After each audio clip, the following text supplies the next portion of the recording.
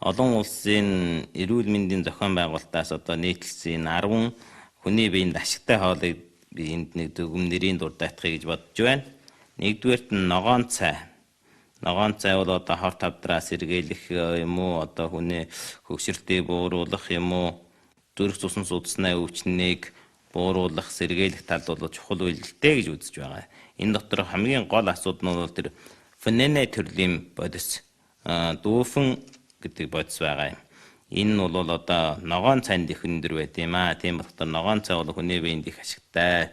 За дараад нь аваад хэлэх юм бол саримс. Саримсыг гэхдээ бол одоо заавал ингээд бацлаад би түрүүнч бас гэлсэн баха. Бацлаад ингээд агаар оруулаад хүчил төрхтэй эсэлдээд сая саримснаа идэв бий болдог. За энийг сайн анхаарахтай. Саримс бол одоо бактерийг алах, тийм ээ, зүрхний өвчнийг сэргийлэх, холестеролыг бууруулах, тэгээд олон талын сайн үйлдэлүүд байгаа байхгүй. Адгалжил одоо тэр сэрүүн ногоо гэхэд саримс гэх тэр шинэ тэнд байгаа бактериуд нь устгаж өгж байгаа, витаминыг хадгалж өгж байгаа гэх зэргийн сайн үйлдэл байна. За тэгвэл дараад нь бол энэ помидор гэж хэлж байна шүү дээ. Халахад бол манай энд бол шихунш гэж байна. За бас төвд ашигч нэрлэж байгаа. Энэ нь бол одоо мөн бас их шимтгэлтэй витамин С-тэй, тийм ээ, хорт авдраа сэргийлэх юм уу, одоо тэр шихуншна улаан ид гэж байдаг. Энэ зэрэг нь бол одоо төрөв булчирхайд хүртэл сайн гэж ийм олон талын сайн байна. За бөөцөө ногоо, тэр ногоо хэлж байна шүү дээ. Бөөцөө ногоо бол төмрөөр их өндөр.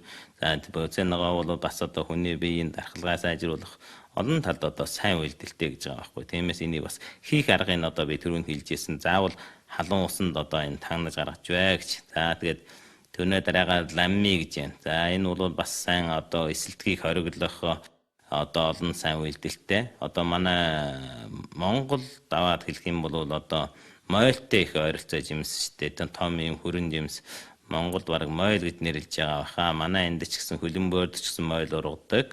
За энэ зэрлэг мойлыг хэрвээ энэ дотор бол олон зүйлийн сайн бодисуд байна л да.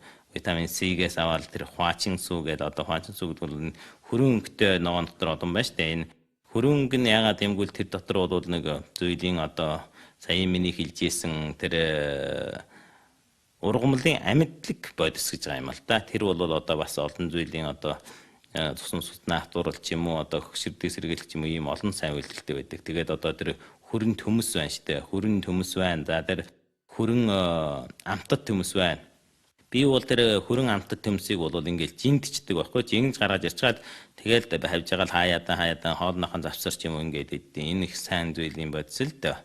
За тэгвэл одоо үзмийн улаан арх. За энийг ч хүн болгон мэдж байгаа. Цусан судасны хатуурлыг бууруулах.